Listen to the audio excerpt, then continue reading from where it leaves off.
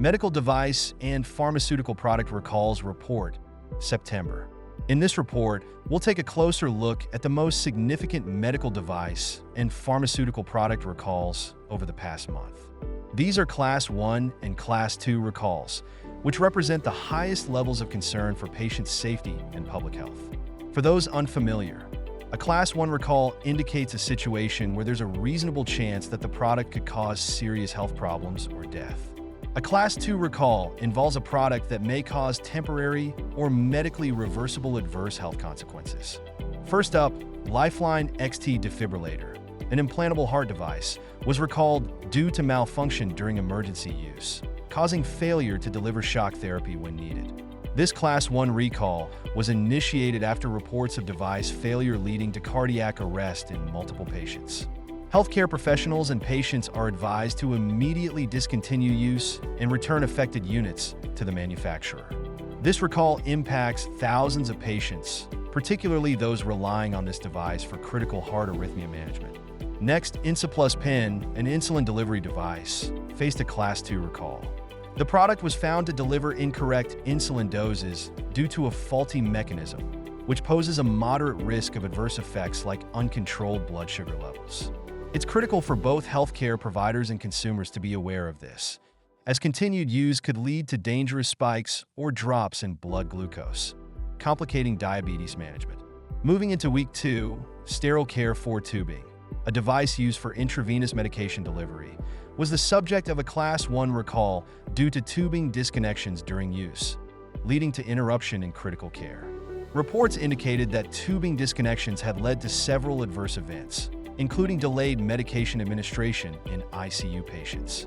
In cases like this, swift action is needed to remove these products from circulation, as the risk of life-threatening delays in treatment is too significant to ignore.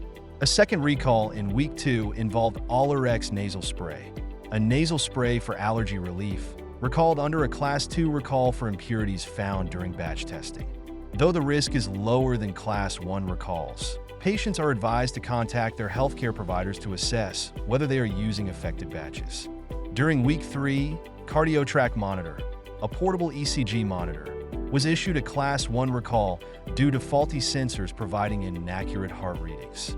The most serious cases involved misdiagnosed arrhythmias, leading to delayed treatment for heart conditions, which prompted this recall after a series of incidents were reported in clinical settings.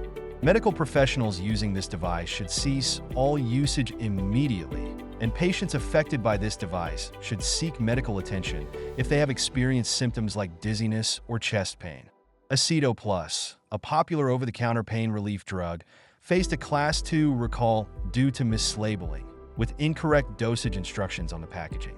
While not immediately life-threatening, the potential risk of overdose or underdose of continuing use could affect patient treatment outcomes, particularly those relying on accurate pain management.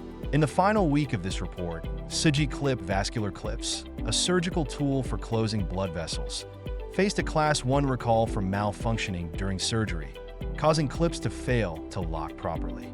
This recall was initiated after 15 incidents were reported, which revealed a serious risk of uncontrolled bleeding during operations. Healthcare providers should stop distributing and using this product immediately. Lastly, Renova X, a blood pressure medication, was recalled under a Class 2 recall for reduced potency discovered in several batches. Although the risk of harm is lower, it's essential to replace affected batches as continued use could result in ineffective blood pressure control, leading to potential complications for patients with hypertension. Over the course of the past month, these recalls reflect the importance of consistent product monitoring and patient safety awareness. As always, both healthcare professionals and consumers must stay vigilant in checking for affected products.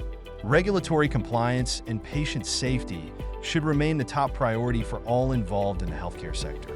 To get more details or check if any products you use have been impacted, visit the FDA's recall database or contact your healthcare provider.